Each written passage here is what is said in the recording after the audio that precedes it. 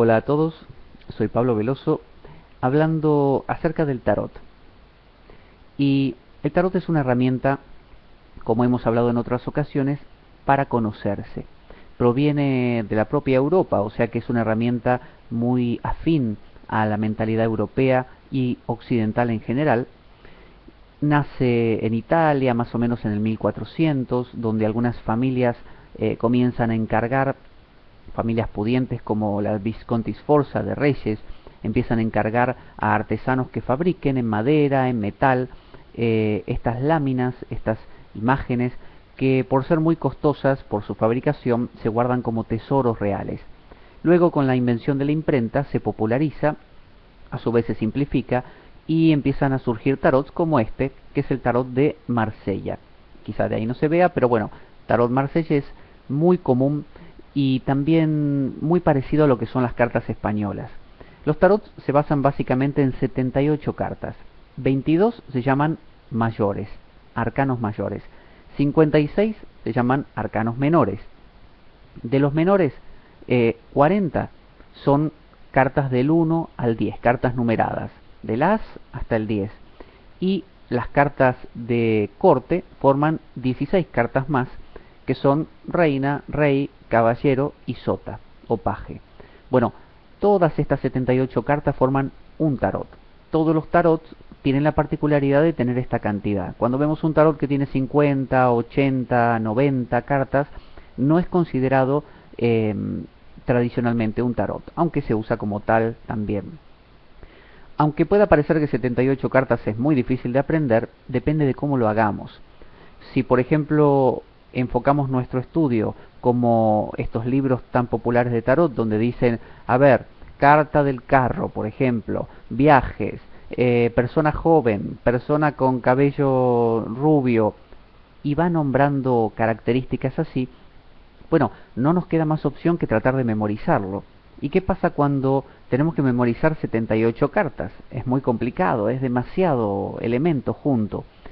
Entonces, yo propongo otra manera de hacerlo, dado que cuando yo aprendí, también aprendí memorizándolo y es muy tedioso, muy difícil y después es inútil, porque uno no tiene esa fluidez que necesita a la hora de que salgan las cartas y se conecten entre sí.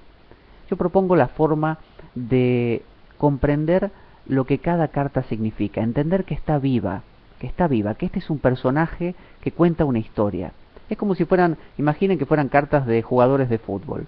Bueno, cada jugador tendrá una particularidad, será de una manera diferente, tendrá un carácter distinto. Entonces, cuando sacamos la carta de ese jugador, sea cual fuera, ya sabemos cómo es, cómo actuaría ante tal situación, cómo respondería ante una pregunta o un desafío.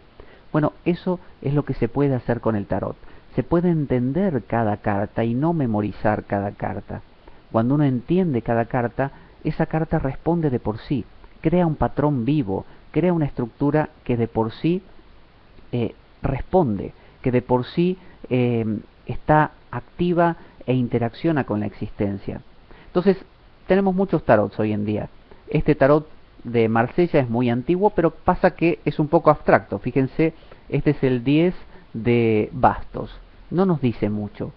Sin embargo, si tomamos un tarot, como por ejemplo el tarot white, aquí tenemos el 10 de copas, de este lado ahí, fíjense que ya hay un dibujo. Es decir, que los arcanos, que en el marsellés serían solamente palitos numerados, acá ya empiezan a tener formas. Y esto nos permite que cada carta de las 78 que tiene una forma nos cuente una historia. Y entonces se torna como un juego, porque estamos jugando, pero a su vez en un ejercicio de síntesis, en esa capacidad que el ser humano tiene de amalgamar cosas. Y hasta les diría que es un ejercicio muy bueno para el pensar, para la mente. En lugar de decir A es A y B es B, por ejemplo, esta carta significa tal cosa y esta tal otra, ¿qué pasa si las mezclo? Si me salen las dos juntas.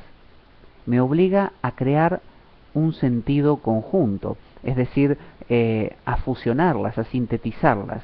Y aparece un tercer principio como resultado, y eso es la capacidad de síntesis. Y eso nos permite resolver cosas en la vida con otra óptica. Por eso el tarot es una herramienta a todo nivel.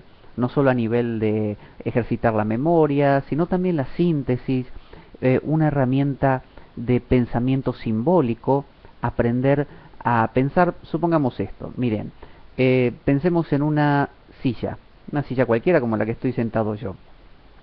Si fuéramos literales, A es A, B es B, ¿qué es una silla?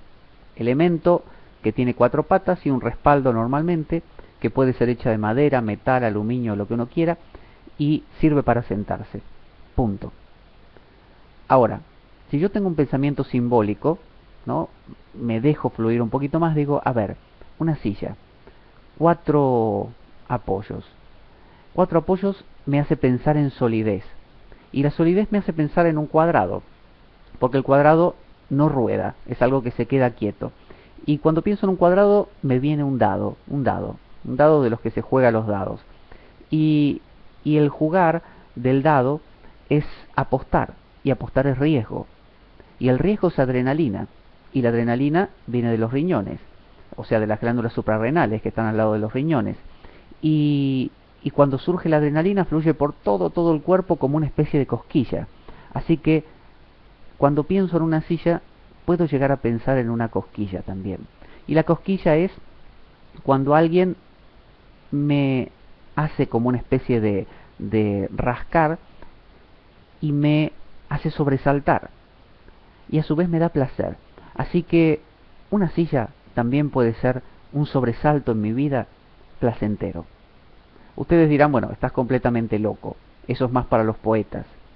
Pero escuchen, la vida quizás no sea tanto una matemática, sino una poesía.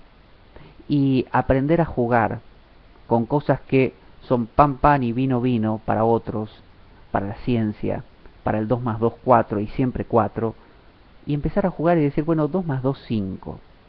Entonces, ¿para qué sirve esto? Si yo tengo un problema delante y no lo puedo resolver, es problema, no se puede resolver, ya me di cuenta, imposible, me quedo quieto.